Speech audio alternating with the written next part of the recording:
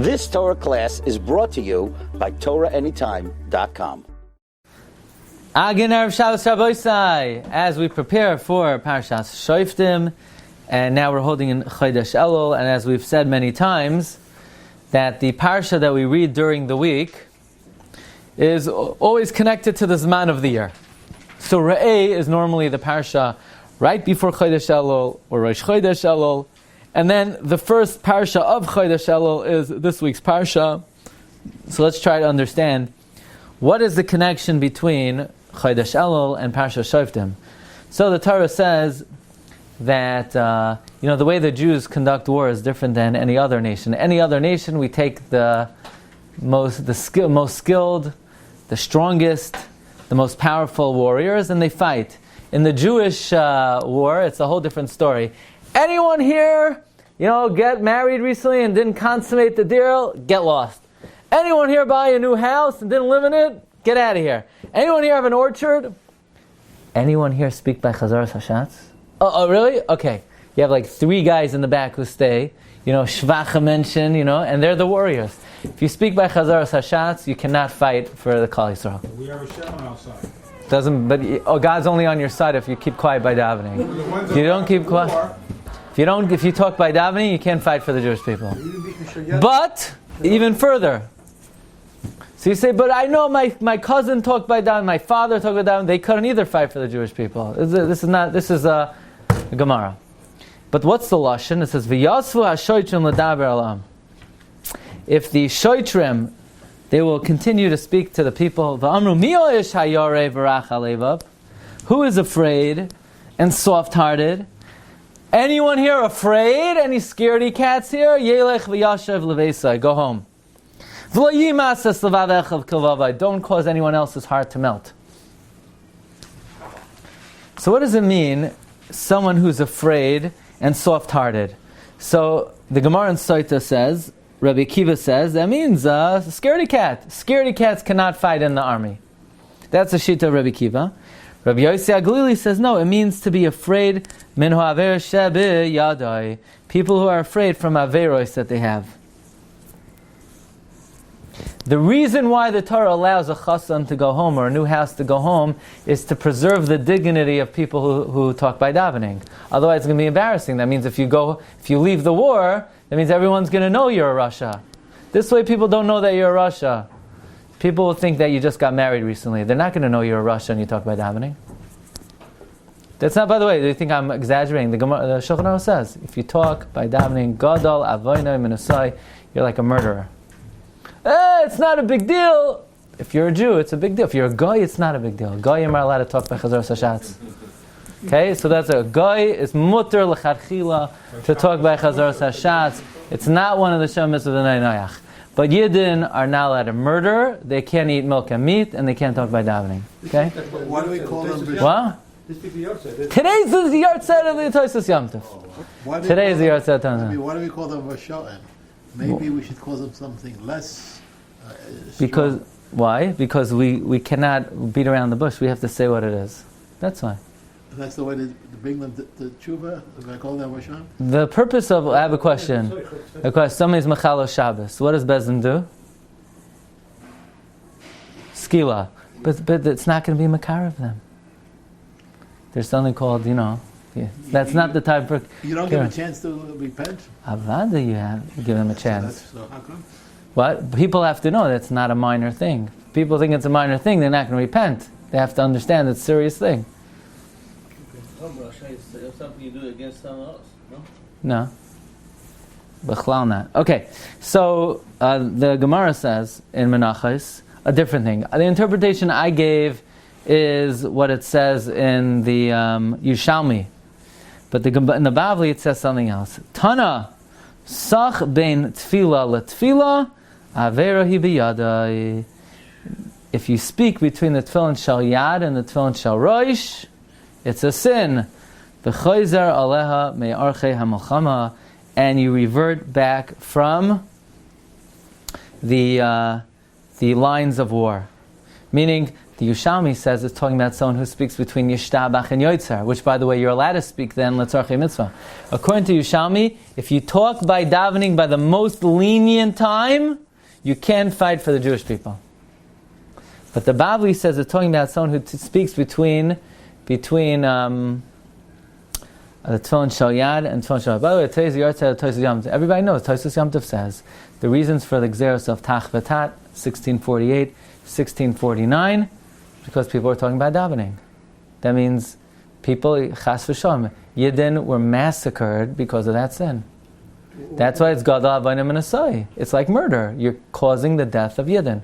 Over 200,000 people. What? Over 200,000 people? And it's also well known, the Ger Rebbe said the reason why the Sfardim were not harmed during the Holocaust because they don't talk by davening. And the Debretziner Rav writes that in the concentration camps, a person came out and cried out, Yidden, this is happening because of Sicha B'Shas HaTfilah. And they said they didn't know who the person was, they never saw him before, and they never saw him again. And he said it was a message min Hashemayim. Okay, again, I wasn't there, but you have 1648, 1649. You have these are pretty strong comments. This is Tosfos Yom Tov speaking. Anyway, Rabbi said, the way I look at it is like this. In 1960s, I think 45% of Americans smoked. Yeah? How come people don't smoke anymore? What happened? What changed? One thing. Education. People didn't realize that it was killing them. Now people know that it's killing you. If you would have seen someone in the 60s smoke, so you wouldn't have thought twice. When you see someone smoking today, you see a 20-year-old smoking, what do you say? They're a fool. They're a fool. They're stupid. They have bad judgment. Same thing by talking by davening. 40 years ago, if you see someone talking, people didn't know, I didn't know that the Tosfos Yom Tov said 200,000 Jews were killed because of that. I didn't know it had anything to do with the Holocaust. Now that you know and you talk, so you're stupid. You're stupid. You have questionable judgment. I have a question. Would you take a young man to marry your daughter who smokes? Of course not. The guy has questionable judgment. He doesn't have sound decision making. Right? You would say he doesn't know how to make a decision. Maybe 50 years ago was a different story. Same thing by talking by that. Nowadays, someone's going to do it. It's a different world. Nowadays, only 15% of Americans smoked, right? It's a drastic turnaround. It's only about education. Okay. But that's not the subject of today's shiur. Here is the Bavli. The Bavli says someone who speaks between Tefillin Shal Yad and Tefillin Shal Rosh, it's an Aveira, and you have to return from war. Why is that? Why, if somebody talks between Tefillin Shal Yad and Tefillin Shal Rosh, could you not fight the war? Like, why dafka that particular sin? So there's an incredible rush. The Grush says Tefillin is specifically connected to fighting a war. Why? Says the Piskei Arash, Shemibnei mitzvahs kiyam Tefillin v'tikunan, because of the mitzvah of fulfilling Tefillin and correcting it, Yiskayim ba'anshei ha'melchama, it will be fulfilled in the men of war. V'toraf ziraya afkod koid. It says in Mezayis HaBracha that when Klal Yisrael fights the enemy, they will rip off the arm with the head. It will rip up the right? It says a real warrior, you don't have to say, okay, first let me cut off your arm. Okay, now I'm going to cut off your head. In one fell swoop, the mighty warrior could cut off an arm with the head.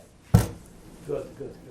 Right? So, now why do you think carefully, therefore you can't fight a war if you talk between Tefillin Shal Yad and Tefillin Shal Rosh. Because in the schus of Tefillin, you could cut off the arm with the head. Why do you think there's a connection between cutting off the arm with the head and Tefillin? So very simple, right? Shal Yad and Shal Rosh. In the schus of putting the Shal Yad and the Shal Rosh together, you're zoichet to rip off the enemy, Yadam v'roisham b'yachad. Okay, so that's, the Rosh is megala to us, that the blessing that HaKadosh Baruch Hu gave Klal Yisrael. Look at number 5. Ule God amar baruch marchiv God kilavi shachein v'tarav ziraya afkad koid V'tarav ziraya avkakad. He'll rip off the arm with the head. That's only in the zechus of tefillin. So we see from here, tefillin is connected to fighting a war. Rashi says on the pasuk, "V'tarav zraya avkadkod harugein hoyu nikarin." Those who were slain were recognized that their head and their arm were cut together. Says Rabbeinu B'chaye, but which Shevet was blessed with the ability to cut off the arm and the head? Gad. Says Rabbeinu B'chaye, "V'hinei b'nei Gad lo hayu mispachtim l'shevetim kamis el me'ayadin." You know, which Shevet really lived in the most dangerous spot of all of Klal Yisrael? Gad was in the northeast. They're like in Syria.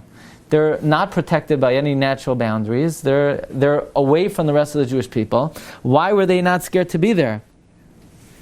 The answer is because they were armed dually, armed twofold. Number one, with their body, and number two, with their merits.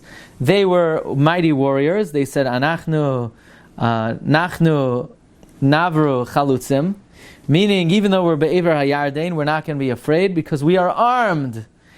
This refers to Bnei Gad and Bnei Ruvain. Number one, they were strong. They could rip off the arm with the head. And number two, with the mitzvahs. Which mitzvah? Tefillin.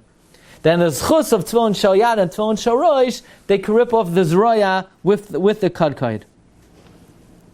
Here's the question. If let's say someone only has a shel yad, you put it on? Yes. Yeah. Let's say you only have a shel rosh, you put it on? Yeah. What if you only have a shel yad in the morning and you'll have a shel rosh right before Marav? You put it on? Yeah. That means, are you allowed to have a 12-hour hefsek between the shel yad and shel rosh? If you have no alternative, they're not ma'akev, zuazu. It's two different mitzvahs aseh. So if it's two different mitzvahs aseh, why in the world can't I talk in between it? Why don't we say, Shafi, why do we say different brachas? Should say the same bracha. There are two different separate mitzvahs. What? So why do we say laniyach And mitzvah. It is two separate mitzvahs. It's just that we should say the same bracha of the two mitzvahs, right? No, we don't. No. Think if it's one or two. Okay. Make a different bracha. No, it's a suffix whether the bracha on the shel yad could also cover the shel rosh, but everyone agrees it's not ma'akev, right? So why can't you, I have a question. Are you allowed to talk between mincha and marav? Right now on your way home, are you allowed to talk? Yeah, it's not chazar sashatz. Don't get so scared. Everyone's scared that I say I made everyone nervous. Most of the day you're allowed to talk. It's just not by davening. Most people are just the opposite. Most people, they're unfriendly the rest of the day. All of a sudden during davening, they get into, they have a makabel is kol adam b'sever panim yafos. They never say a word to anybody except by davening. All of a sudden they become very friendly. It's Avinu Hashemayim. Our Father in heaven, He makes us feel comfortable. That's a Hasidic approach. That's why Okay. in the shul or Rosh Hashanah Kippur it's quieter because they're not sitting with the same people they're sitting with during the year. But the question, so why are you now to talk between shel yad?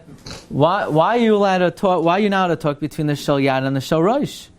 So interesting, the Madani Melech, if I'm not mistaken, you know who wrote the Madani Melech? I think it's the. Where's the is that Menachos?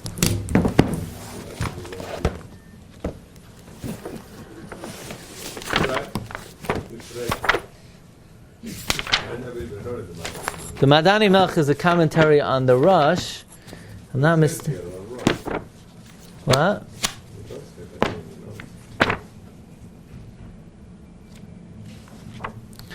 If I'm not mistaken, it's the Taisus Yom Tov.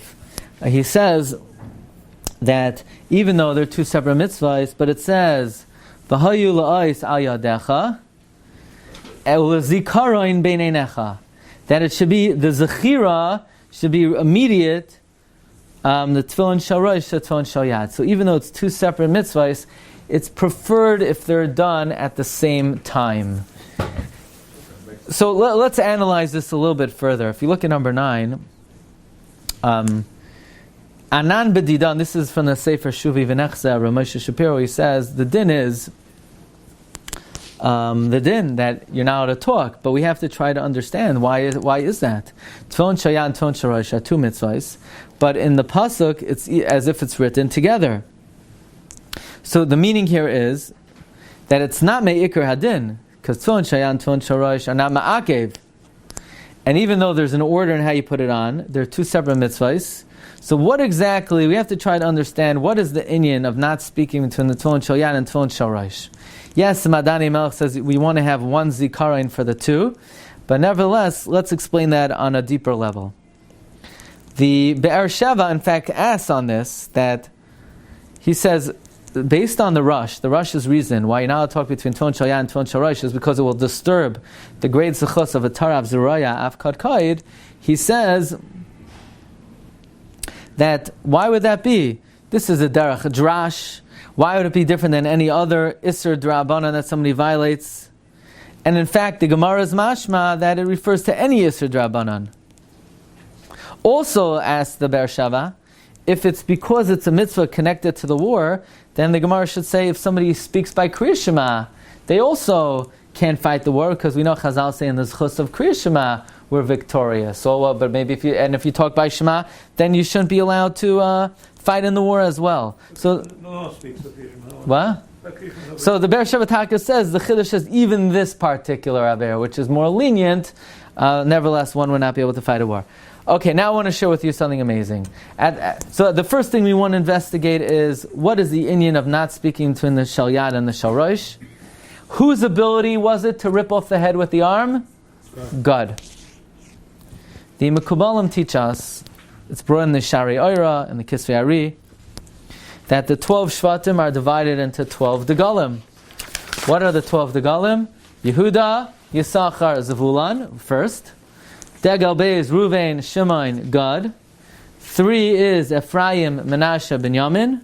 And 4 is Dan, Asher, Naphtali. There are also 12 months of the year. Nisan, Iyar, Sivan. Tammuz of Elul. Tishrei, Cheshvan, Kislev, Tev, Shvat, Adar. Based on this system, Yehuda is Keneged Chodesh Nisan. And who's Keneged Chodesh Elul? God. This month is the month of God. You never knew that, huh? This month is the month of God. Interesting how in this week's Parsha, the first Parsha of Chodesh Elul, the Torah then is going out of its way. Don't talk between your tefillin because you're going to ruin the koyach of God. All of a sudden, in this week's Parsha, we're worried about the koyach of God. Yeah, because that's the koyach of this month. This month. Is the mazel of God the same as the mazel of Elul? Yeah. I don't know if the Shvatim have a mazel. You mean the flag? No, the mazel. Each Shevet have the mazel? Each Shevet has a symbol, but not necessarily. Yeah, the month of God is the month of Elul. So it comes out quite remarkable how the Torah in this week's Parsha is telling us, don't do that which will weaken the power of God. And what is the power of God? The power of God is to rip off the enemy's head and arm. Don't talk between your tefillin. All of a sudden we're worried about the koyach of God. Yeah, that's this month of the year, Elul. Let's talk a little bit about God. What does God mean? God, Gadud Yigdan V'hu Yagod Akev. Says Gemara in Shabbos, Rabbi Yehuda Omer, God Eino Ela Lashon Avodah Zarah. God means Avodah Zarah. Shenamer Ha'orchim Lagad Shulchan, those who set their table for God. God was the name of an Avodah Zarah. Wow, what an honor he had. Right? How wonderful. You know, he really has to thank Zilpah. By the way, who is God? Reuven was the Bechar of Leah and Yaakov. Reuven was Reishis Koichi V'Aini. God was the Bechar of Zilpah. Menashe was the Bechar of Yosef. You think it's a coincidence? Which 3 Shvatim got first dibs on Transjordan? The 3 Becharim. You ever knew that? Reuven, Gad, and Menashe. Very interesting. That the Reishis went to the Reishis. Very often the firstborn are the very impetuous. Reuven, Bechariata, Koichi, Pachas Kamayim. But the name of God is the name of Avodah Zarah. What does that mean even? Sometimes, in order to be able to eradicate something, you need to have a connection to it to be able to uproot it. Even in Lashon HaKodesh, the word for root is the same as the word for uproot. Right? What's a root? Shoresh. How do you say to uproot? L'sharesh. Well, l'sharesh is to make a root. No, it's to uproot. So you see in language, the word and its opposite are usually the same word, and even conceptually, in order to be able to transform something, you have to have a connection to it to uproot it. And in fact, if you look at number 14 in the end of Parshas Matos, Vayivnu v'nei Gad es divine v'yas atarois v'yas aroyer v'yas atrois shoifan v'yas yazer v'yagbeha v'yas beis nimrain v'yas beis haran arei mibtzar v'gidroi sign v'vnei Ruven banu es cheshboin v'yas el alei v'yas kiryasayim v'yas nevai v'yas baal ma'in musa bois shem. Ever see this expression, musa bois shem? Musa bois shem mean they changed the names. Rashi explains, Nevai and Baal Ma'ayin were names of Avodah Zarah. And the Amorim would call their cities by the names of Avodah Zarah. Ruvain came and changed the names to other names. Nevai and Baal Ma'ayin were changed to other names, meaning, you see, the kayach of Gad and Ruvain was such that they had the ability to take Avodah Zarah and uproot it. So on the one hand, God was the name of Avodah Zarah, on the other hand, his ability was to be oiker the Avodah Zarah. What I'm going to share with you now is based on the machshava of Rav Moshe Shapiro on the Sefer Shuvi V'Nechzeh. Interesting. Marav Rabbi say, that means God has this dichotomy where on the one hand their name is the name of Avodah Zarah, on the other hand they're the ones who change all the names of the cities that were named after Avodah Zarah. The Gemara says in Masechta Rosh Hashanah, the world was created in Tishrei, and he quotes the pasuk, Meireshis Hashana v'yad achar shana. Meireshis Hashana nidon ma yehei b'sof. At the beginning of the year, God will judge what happens at the end of the year. Listen carefully. The pasuk says, Meireshis Hashana ad achris shana. That means what's the rashis of the year? Tishrei. So what's the achris of the year? Elul. That means Elul is achris of the year. So following the same line of thought. Yeah, but we're calling rashis of the year for din. The din is not until the rashis, which is Tishrei. That means the achris is Elul. So think carefully. If God is the name of Avodah Zarah, but they could uproot it, they're the opposite of Avodah Zarah, then what month of the year is God's month? Achris. That must be, you know why God's month is the Achris? Because they have the ability to transform the Achris into the rashis. Let's explain. You want to hear something incredible? God is in Ever Yarden. Whose land did they conquer? The first war ever fought for the Jewish people was waged by the Bnei Gad. And whose land did they conquer? Sichain. Anybody know what month of the year they fought against Sichain? Elul. The Medrash says that, look at number 19, Vayifnu vayalu yesh oimrim melchemes Sichain asu be'elul. They then enjoyed the regal in Tishrei, and afterwards melchemes oig. L'sichain melech ha'amoyri ki li'olam chazdoi. The eternal chesed of HaKadosh Baruch Hu that he allowed us to defeat Sichain, which, by the way, we're going to see was such a stronghold. Who defeated Sichain? God. What month of the year was it? Elul. What was the first war ever waged by Klal Yisrael? Sichain. Who was the general? Moshe. Do you know what Moshe is called? Rashis. The pasuk says, Vaya reshis loi kisham chalkas mechoykei ksafun vayesei roshayam. Anybody know where is Moshe buried and who's chelek? God. But actually, we're going to see in the Gemara, he was first buried in Ruvain's, and God took him. The Gemara is going to discuss that. The Gemara says he was first by Reuven, then he moved to God. Moshe is called Rashis, like it says, Vaya Rashis Loi. Look back in the Psukim, my God.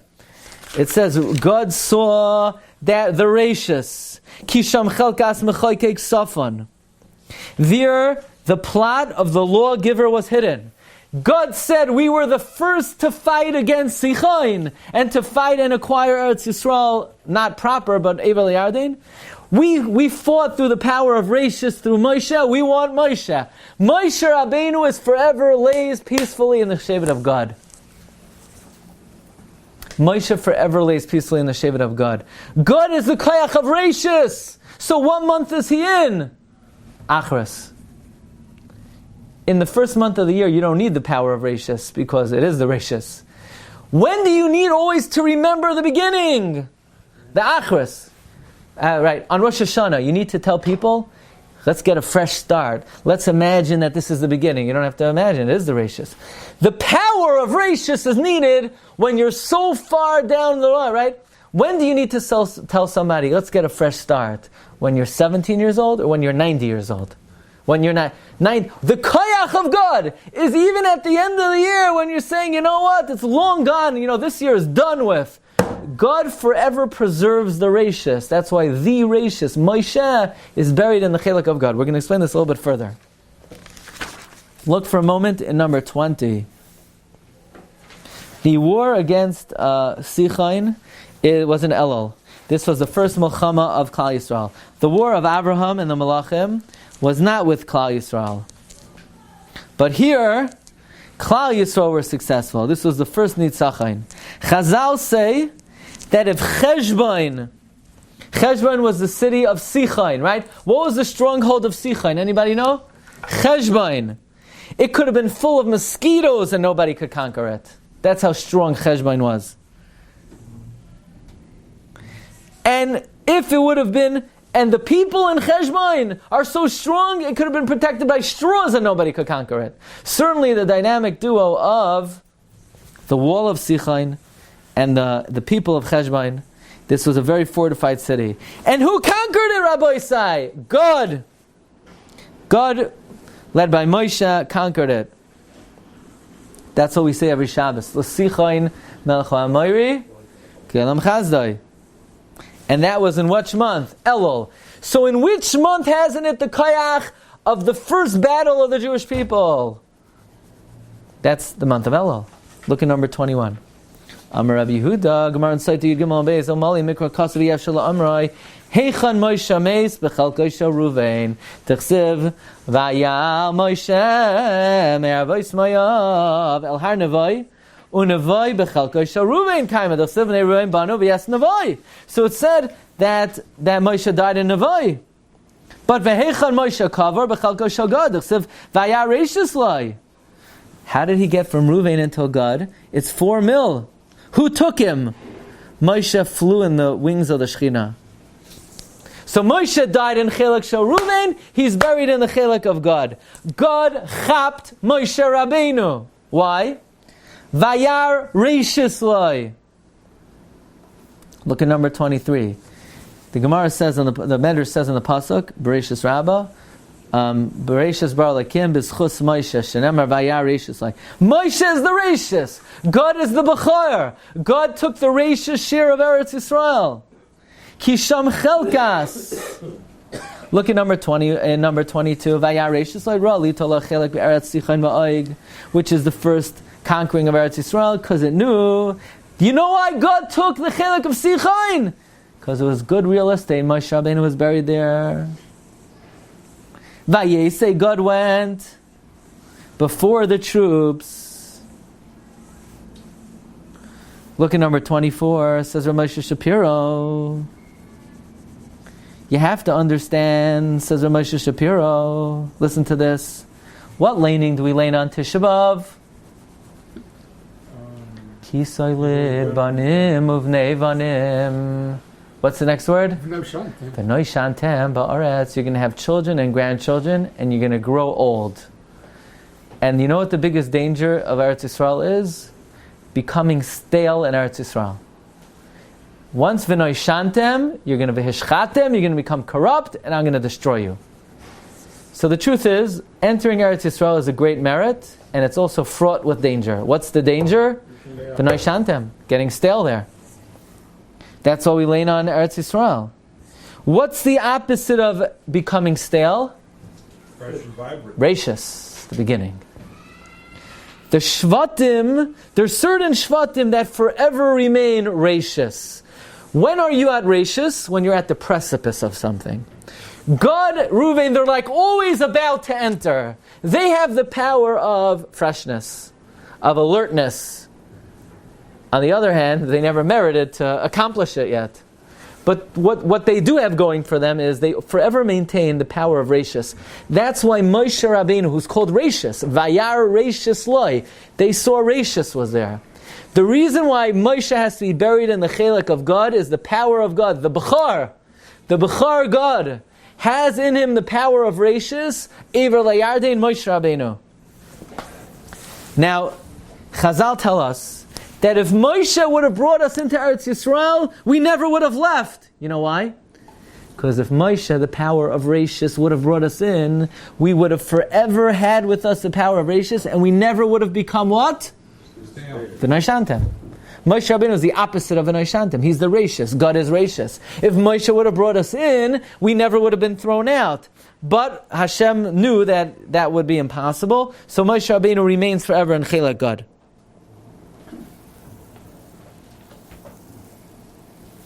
Meaning in Chelek God, the power of God is never forget the first moment. Never sort of let time elapse and say, okay, we've made it. Let's just take a little break for a moment between the Tefillin Shel Yad and Tefillin Shel Rosh.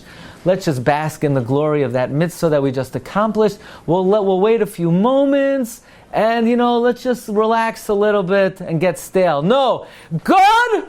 Tefillin Shel Yad, Tefillin Shel Rosh, they always remain at the precipice. That the Tefillin Shel Yad, there is no hafsak at all. It's immediate Tefillin Shel Rosh. There's no hisyashnos. There's no growing stale in the Chelek of God. That's why when they destroy their enemy, they don't say, okay, we'll just knock off the arm, and maybe tomorrow we'll get around to the head. No! The first moment continues continuously. The moment of ambition and passion never ceases. With the enemy and with mitzvahs. And which month is that? It's the month of Elul. The month of Elul is when we conquered Sichain. How do we conquer Sichain? Sichain is the first battle and needs the koyach of God. You ready for this? This is Namish Oyam V'Noira. Do you know the Torah? What does the Torah write? Why do we blow shofar in Elul? The Torah. What does the Torah say? When in history did we ever blow shofar in Elul? Who went up to Har Sinai on Rosh Chodesh Elul? Moshe Rabbeinu. And how was that ascent marked? The Torah writes by the sound of the shofar. Moshe went up by the sound of the shofar. The Torah says something inexplicable I never understood until last night. The Torah said they blew the shofar so that the people should not stray after Avodah Zarah. Should make a mistake the day like before. What does that mean? Should not stray after Avodah Zarah. They did stray after Avodah Zarah the first time, remember? Moshe Rabbeinu went up, and then at the end they got confused. Where's Moses? Where's Moses? Where's Moses? He's gone! What do you mean he's gone? But he was with you in the beginning, so maybe he'll come back. No, the Rashis is forgotten. What was the mistake the first time Moshe went up? The Rashis was forgotten. They forgot Moshe was with us 40 days ago. Let's hang on to that Rashis just a few moments longer. Maybe he'll come back. No. The inspiration of the Rashis was gone forever. So this time Moshe went up. Don't forget this moment. Let the Rashis stay with you until I come back. When did they blow shofar? What month has in it that capacity? That we're going to mark the beginning and it's going to stay with us the whole month? Elul. Why Elul? That's the month of God. God is Vayar Rashis Loi. God has the ability, even in the last month of the year, not to forget the beginning. Could hang on to that moment. That's why we blow shofar. They blew shofar to mark Moshe's ascent. Don't forget Moshe, who's the Rashis. Don't forget the first day Moshe went up, the Rashis, at the end of the 40 days. That's the power of the month of Elul, and that's the power of the month of God. God has that capacity to say, we forever remain at the precipice with Moshe Rabbeinu, that it doesn't matter how long you'll be in Eretz Yisrael, we hang on to the Rashis. It's easy to hang on to the Rashis on the second day of Rosh Hashanah. On the sixth day of Elul, when you're already old, it's very hard to hang on to. Look, between me and you, When do we daven better? On Rosh Hashanah, the first night of Rosh Hashanah, or on the 6th day of Elul? 6th day of Elul, the year is over. I'm going to start new in the beginning of the year.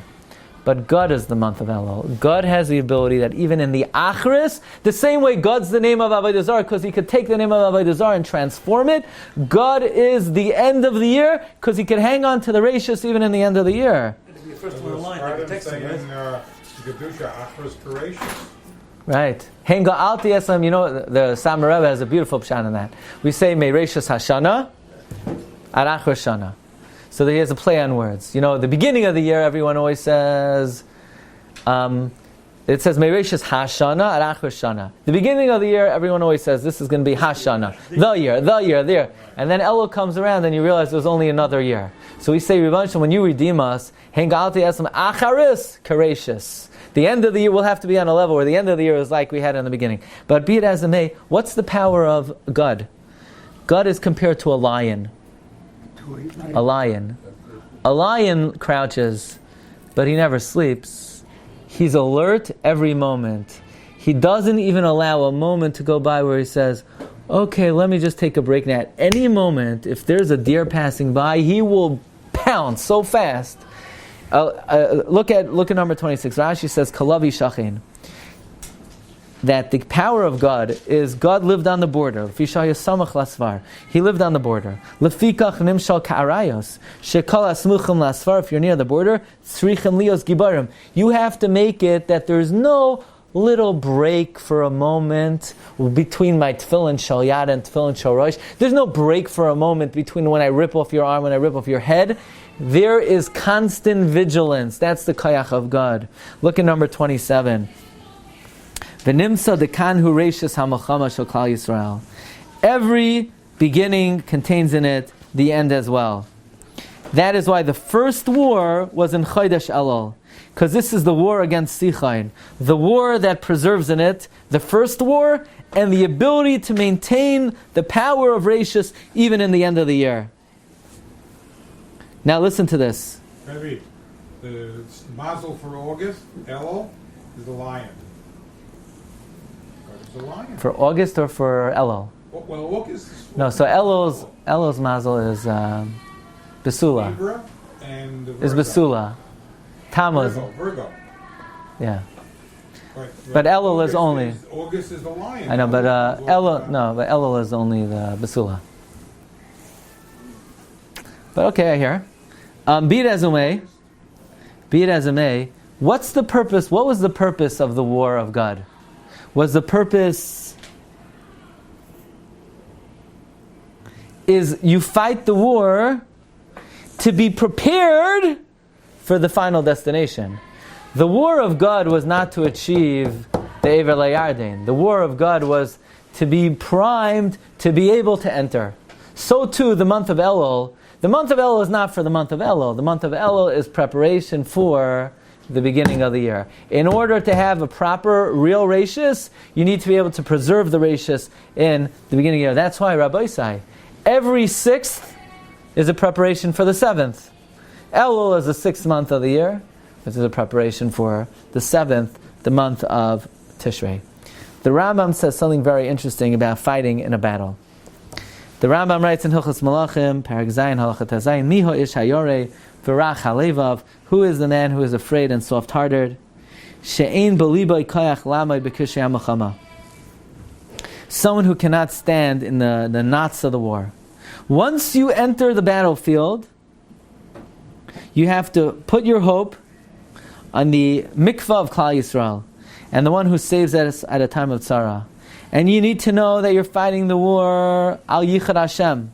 You need to put your life in your palm. You can't be afraid. You can't fear. You're now to think about your wife. You're now to think about your children. You have to wipe their memory out of your heart. Otherwise, get out of the battlefield. You have to have one idea and one notion in your mind, the Melchama. You can't have any personal attachments in your heart. You have to wipe them out. Anyone who begins to think, but my this, but my that, my house, my family, and begins to be afraid is over a lav in the Torah. Shenemar al yerach levavchem. Not only that, if you start to think about your family, you're a murderer. All of Klal Yisrael's blood is on your hands. If you fight a war without your heart and without your soul, you're a murderer. But anyone who fights the battle with all their heart and all their soul without any fear, he's muftach that he will be rescued. And he will come back and build a successful house in Klal Yisrael. But the Rambam's saying that while you're fighting the war, you can't allow any personal thought to creep in. That was the ability of God. God was constantly vigilant in their milchama and in their mitzvahs. Even when technically they were wrapping the tefillin shel yad, okay, let me take a little break now and have a conversation with somebody about something between my tefillin shel yad. No. This is a battle. This is a mitzvah. Constant vigilance, like a lion, alert. You're on the border. You're about to enter the new year. On Elul, you're at the war front. You're on the outskirts of Eretz Yisrael. Eretz Yisrael is Chodesh Tishrei. Elul is Ever LaYarden. Ever LaYarden is dangerous territory. You can't let your guard down for a moment. That's the avodah of Chodesh Elul. That's the Shevet of God connected to Chodesh Elul. And it is no surprise why the Torah makes reference to this Indian in this week's Parsha. The Torah says, if you're going to talk between Tefillin Shana and Tefillin Shorosh, leave the war. What's that got to do with this month? It has everything to do with this month. Because the ability to be vigilant and not to lose focus was the Kayach of Shevet God, which is the Kayach of Chodesh Elul. May the Rebbe Shalom give us all Siyata D'Shmaya to fulfill this great avodah in the month of Elul. We shall be able to properly prepare ourselves for the Yom Hadin. Haba Aleinu Torah. Shkayach. You've just experienced another Torah class brought to you by TorahAnytime.com.